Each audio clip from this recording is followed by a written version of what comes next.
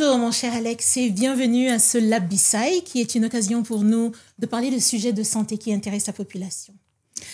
Alors, à l'occasion de cette journée internationale de l'asthme, on te reçoit aujourd'hui, mais j'aimerais que tu te présentes à notre public, Alex. Qui est Dr Alex? Voilà, bonjour et merci Lisa pour l'invitation. C'est un honneur pour moi d'être là aujourd'hui. Alors, mon nom c'est Alex Nicodème Tabar. Je suis médecin pédiatre installé en privé depuis 2007. Et tout doucement, j'essaie de percer mon trou pour aller vers la lumière. Oh, tu as bien percé ton trou, hein? Ah ouais. Dr Alex est le pédiatre de mes enfants et j'en ai très fière. Alors Alex, qu'est-ce que t'évoque cette journée internationale de l'asthme? Est-ce que c'est une journée qui est célébrée en général par les pédiatres? Qu'est-ce qu'elle représente? Alors, je dirais d'emblée que c'est une journée qui est mal connue. Ah oui? Même pour nous les pédiatres, la plupart d'entre nous. Moi, le premier, je ne savais pas. Ah oui? C'est toi-même qui m'as rappelé qu'il y avait cette journée de l'asthme. Et je pense que c'est une très bonne initiative parce que l'asthme est devenu aujourd'hui une maladie très fréquente. Exact. Qui constitue l'une des principales urgences, que ça soit en milieu hospitalier ou en milieu, comment dirais-je, de ville, en pédiatrie de ville. J'en reçois beaucoup. Okay. La plupart de mes urgences, sincèrement, ce sont les enfants asthmatiques qui viennent soit le jour, soit la nuit, parce qu'ils ont des crises d'asthme. Donc, c'est une très bonne chose qu'on en parle pour attirer l'attention des parents et pour donner aussi des conseils par rapport à l'attitude à adopter quand on a un enfant qui est asthmatique. Justement, Alex, c'est quoi l'asthme? On entend partout l'asthme. C'est quoi en fait? Comment se manifeste cette maladie? Alors, l'asthme, pour donner une définition que tout le monde pourrait comprendre, c'est une maladie chronique inflammatoire des voies respiratoires qui se traduit par des difficultés respiratoires dont l'intensité dépend de la gravité de la maladie au moment où on reçoit l'enfant. Alors, les principaux signes de l'asthme, c'est une difficulté respiratoire. Okay. Normalement, la respiration, elle est insensible. C'est un mouvement insensible, inconscient. On respire sans pourtant se rendre compte qu'on respire. Mais quand l'enfant commence à fournir des efforts pour respirer, surtout quand il est asthmatique ou que dans sa famille, il y a des antécédents d'asthme, il faut commencer à se poser des questions. Parce qu'au fur et à mesure qu'on néglige, ça va en s'aggravant jusqu'à entraîner même des problèmes d'asphyxie chez certains enfants, dépendant de l'intensité du spasme ou du bronchospasme. Donc, Alex, qu'est-ce qu'un parent, disons qu'il y a même un enfant qui n'a jamais fait ça, qu'est-ce qui peut l'alerter? Qu'est-ce qu'il peut voir qui peut l'emmener rapidement consulter? Alors, ce que je vais dire le plus souvent, c'est que l'asthme survient le plus souvent dans la deuxième moitié de la nuit. On appelle ça une maladie de la deuxième moitié de la nuit. Donc, c'est le plus souvent en plein sommeil que l'enfant fait sa crise. Qui va se manifester par une toux et une respiration sifflante. C'est-à-dire quand l'enfant respire, de loin, on entend que l'enfant siffle. Quand vous entendez ce bruit la nuit ou même le jour, sachez que votre enfant est en train de faire une crise d'asthme.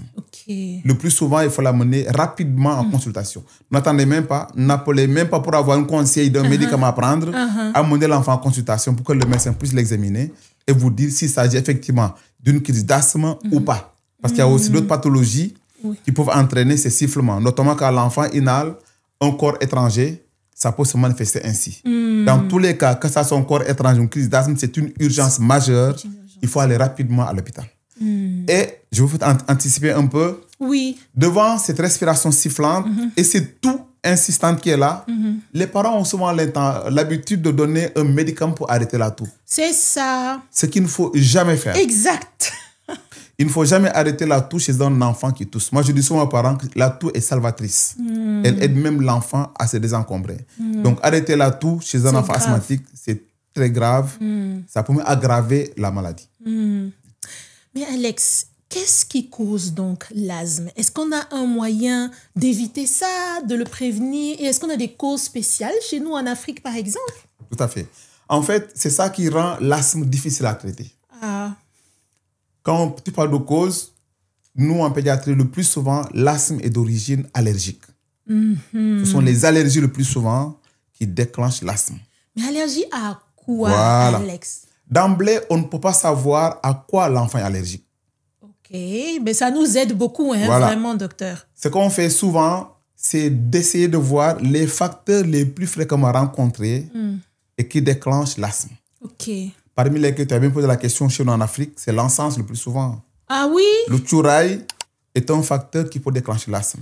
Oh, que ça soit Alex. la fumée ou même l'odeur seulement, ça peut déclencher l'asthme. Ah, faut pas dire ça dans nos familles au Sénégal. On va faire comment? Ah, ça, je travaille beaucoup dessus sur les mamans et les parents qui viennent en consultation parce que pour moi, dès qu'on maîtrise le facteur déclenchant, on peut donner à l'enfant la chance de s'affranchir, pour ne pas dire de guérir de son asthme. Ok. Donc, généralement, il y a des facteurs allergiques qui peuvent être d'origine respiratoire, Ok. ce qu'on appelle les pneumoallergènes. Ok. Et il y a des facteurs digestifs qu'on appelle les trophallergènes. Ok. Un enfant peut manger du chocolat ou des cacahuètes ou des fruits de mer et fait sa crise. Tout comme un enfant peut être juste à côté de la cuisine pendant que la maman fait le rossi, comme on l'appelle au Sénégal. Oui, oui. L'odeur peut déclencher aussi l'asthme. Donc, les parents doivent surveiller un peu Oui. l'enfant. Moi, je dis souvent aux parents quand ils viennent, il faut éviter l'encens, éviter la fumée, éviter les parfums et les déodorants de chambre, Ah. éviter les insecticides Ah bon? qui dégagent de la fumée ou qu'on pulvérise dans les chambres, éviter que l'enfant s'approche de la cuisine quand la maman est en train de cuisiner, éviter la poussière. Et aussi, éviter les animaux domestiques. Ah, Alex, on va éviter beaucoup de choses, hein? Alors, c'est pourquoi je dis l'asthme est difficile à traiter. Ah. Je te raconte une anecdote. Quand j'étais encore étudiant en pédiatrie, je travaillais dans un hôpital public où je recevais très souvent un enfant que le papa m'a mené à chaque fois en consultation parce que l'enfant déclenchait sa crise d'asthme régulièrement. Et un jour, il me venait à la tête de lui poser la question, est-ce que vous avez des animaux domestiques à la maison? Mais les chiens, Des moutons. Alex. Ah bon? Je te dis, le papa a sauté de là où il était assis. Non, non, non. Et il m'a dit, docteur, wax nga deug. Non, non, non, non. Tu À vas chaque pas fois- empêcher d'avoir des moutons? Je te dis, Non, Alex. il me dit, à chaque fois que je lui demande de nettoyer l'enclos, il fait sa crise d'asthme. Et c'est là que je lui ai dit, probablement, il doit être allergique aux odeurs du mouton. Donc, évitez de le mettre en contact avec les moutons. Et c'est depuis ce jour que je n'ai pas revu le parent. Ah, super! Certainement qu'en évitant la cause, Il a l'enfant évité. s'est un peu débarrassé de ses crises d'asthme. Non, mais Alex, Donc, c'est c'est important. tellement important de parler. Ben, il y a des choses, les parents ne sont pas conscients. C'est des En choses fait- de la vie. C'est ça. En fait, le problème en pédiatrie et en médecine généralement, c'est qu'on ne communique pas bien. Oui. Tu peux donner un très bon traitement qui va calmer l'enfant pendant un certain temps. Mais dès que le médicament finit et que l'enfant retombe dans son environnement, C'est ça. les mêmes facteurs vont déclencher la même maladie et va revenir régulièrement. C'est pourquoi moi, la consultation chez les enfants pédiatriques, c'est la consultation qui me prend le plus de temps. Parce que tu conseilles beaucoup. Tu Dès prends que je le temps. diagnostique un asthme, je prends le temps d'expliquer aux parents quelles sont les causes, comment ça se manifeste, ce qu'il faut donner comme traitement et ce qu'il faut éviter de donner comme médicament. Ça me prend beaucoup de temps, mais au final, je me rends compte que c'est bénéfique pour les parents. Oui. L'autre facteur, c'est quoi? C'est qu'il faut aussi insister sur la durée du traitement de l'asthme. De la crise d'asthme. Oui. L'AQDA, on peut la traiter en 2 ou 3 jours. Mais la maladie asthmatique elle-même, comme j'ai dit au début, c'est une maladie inflammatoire chronique.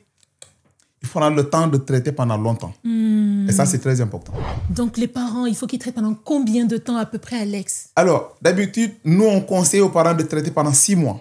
Et est-ce qu'après, ils peuvent parler de guérison? Alors, on ne peut pas parler systématiquement de guérison, mais on sent une bonne rémission de la fréquence et de la gravité de la maladie. Ok.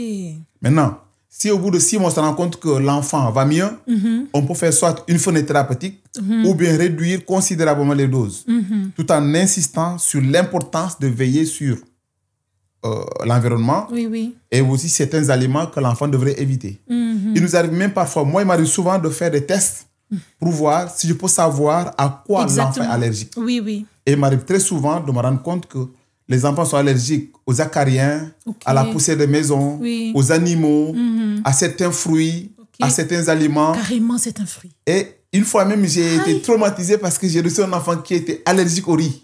Non, Alex. Je me demandais, cet Non, enfant, il va non, manger non. quoi? Il va manger quoi au Sénégal? Non, Alex, c'est pas gentil quand Je te même. dis. Non, non, non. Et malheureusement, la maman me dit, cet enfant ne se nourrit que de riz. Ah. Donc maintenant, qu'est-ce qu'il fallait faire?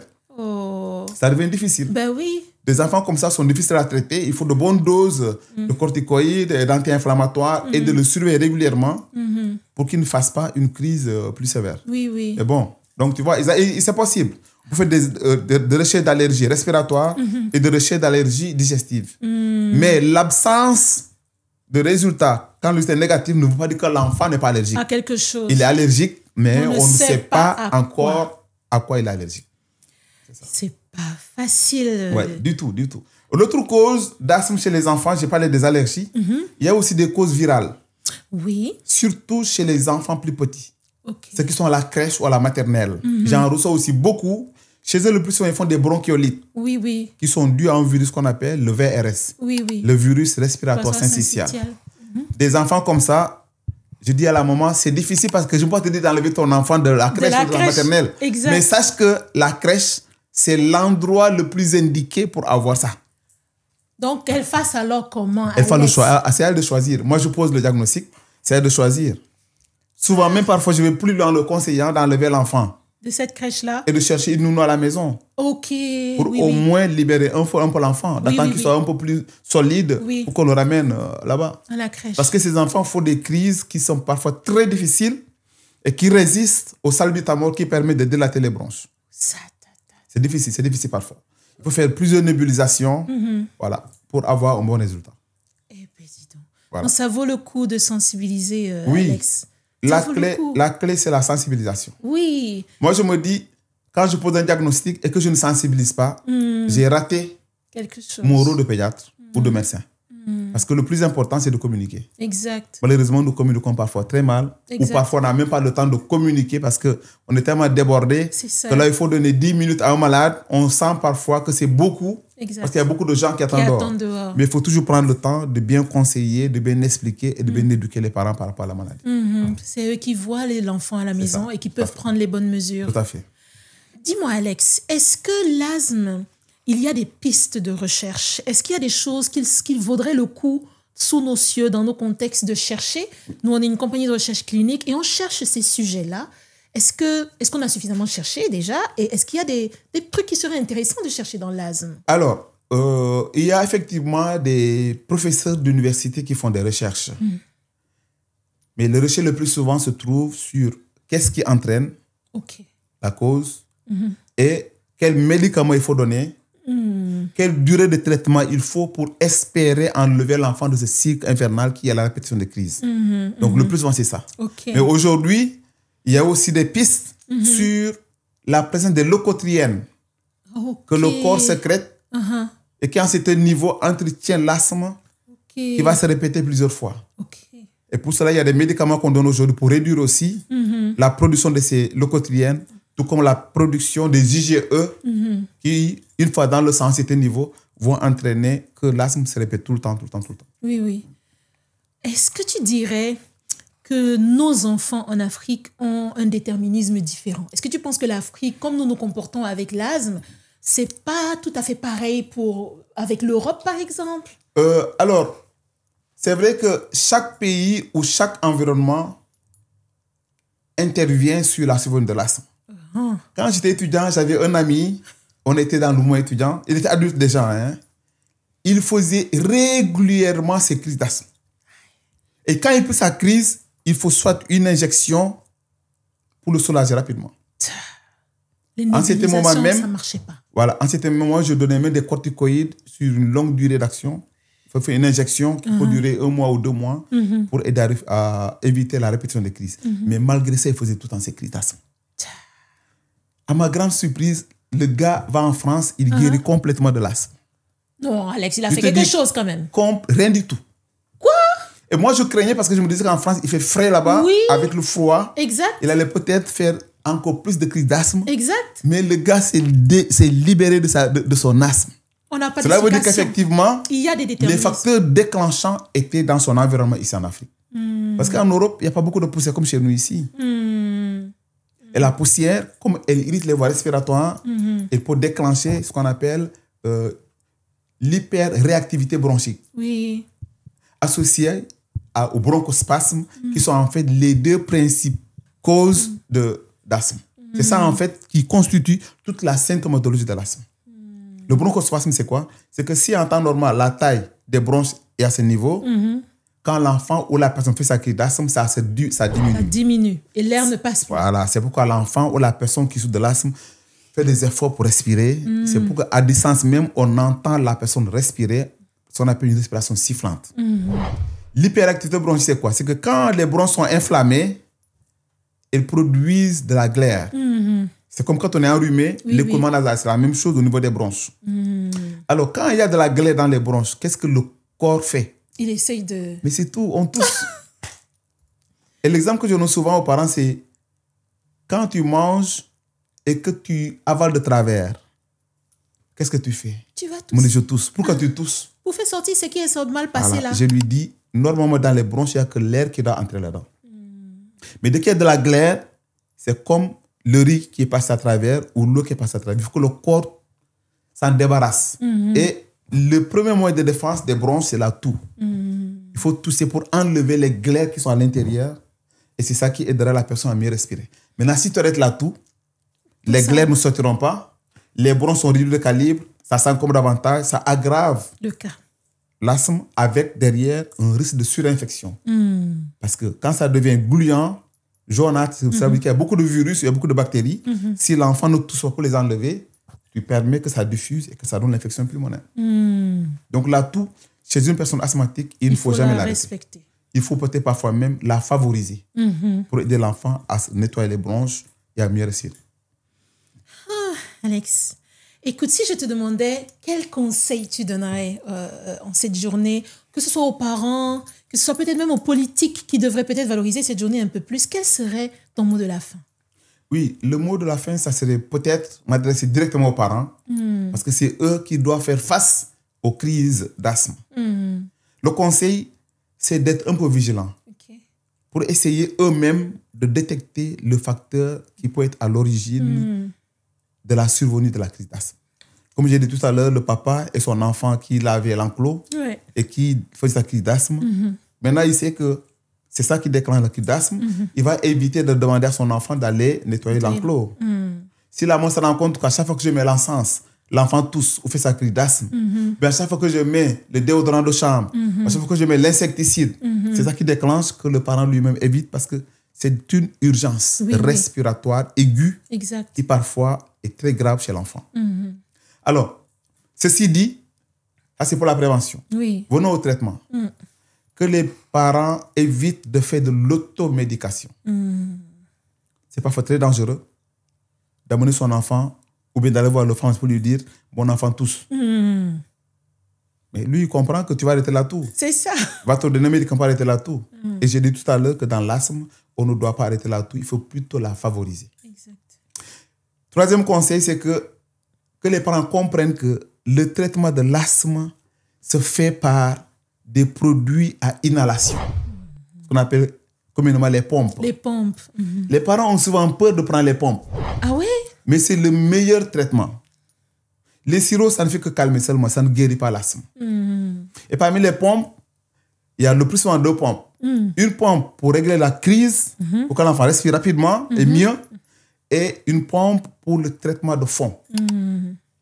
Que les parents respectent ce traitement de fond parce que c'est ça qui permet de donner à l'enfant la chance de réduire l'inflammation et peut-être demain de guérir de son asthme. Quand on te dit la pompe pour 2 mois, il faut faire 2 mois, tu reviens en contrôle. On te dit 6 mois, fais 6 mois. Mais certains vont commencer à donner et puis dans l'entourage, on dit non, pompe plus bas. Nous t'amenons pompe plus bas. Et aussitôt, les parents arrêtent. Ils arrêtent le traitement et puis ils reviendront forcément en consultation parce que la durée du traitement n'a pas été respectée. Donc voilà ce que je voulais vraiment conseiller aux parents. Et certains même, du moment que les enfants font des crises d'asthme, finissent même par connaître les médicaments que le pédiatre ou le médecin prescrit. Et du coup, eux-mêmes, ils ne viennent plus. Voilà, ils ne viennent plus et ils font l'automédication à la maison. Et parmi ces médicaments qu'on donne, il y a des corticoïdes. Et les corticoïdes sont des médicaments très dangereux pour la santé, surtout chez les enfants. Ils ont beaucoup de complications, beaucoup d'effets secondaires et pour déclencher d'autres pathologies qui n'ont rien à voir avec l'asthme. Donc, les gens évitent vraiment l'automédication pour permettre à l'enfant, à chaque fois qu'il y a un problème, d'aller voir le pédiatre ou le médecin pour avoir la bonne attitude et puis savoir quoi faire. Exactement. Je veux te dire un très grand merci, Alex. Très, très grand merci. Je veux croire que C'est un moment que les parents ont apprécié, mais aussi que la grande population a apprécié. Vous avez des asthmatiques autour de vous. Vraiment, réécoutez ce message-là. Et je veux te dire un très, très grand merci pour aujourd'hui. Ben, c'est moi qui te remercie. Tu me permets de parler à beaucoup de personnes. Dans mon cabinet, je vois que quelques malades, mais je pense qu'avec ta chaîne, ça permettra de toucher beaucoup de parents, beaucoup de personnes, beaucoup d'enfants aussi, que les gens connaissent ce que c'est l'asthme et qu'ils puissent prendre eux-mêmes les devants pour éviter certaines complications. Exactement. Merci beaucoup, Lisa. Merci beaucoup, Alex. C'est moi.